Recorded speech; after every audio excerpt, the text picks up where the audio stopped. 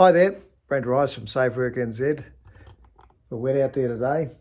Just wanted to share with you a quick story about a client who'd set up with me in 2016 and who rang me just before the long weekend a couple of weeks ago to say that he had a problem. One of his workers had crushed a hand in a roller.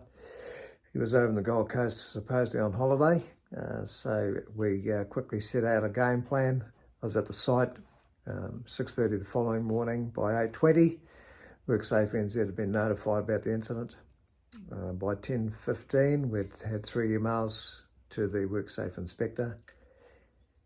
And by 1 p.m. that day, the business was back up running. So a good story, not so good for the chap who's the injury, but he's going to be well looked after by the crew there. He unfortunately had an amputation. What I wanted to share with you was that the same processes I set this business up with in 2016 is the same I use today.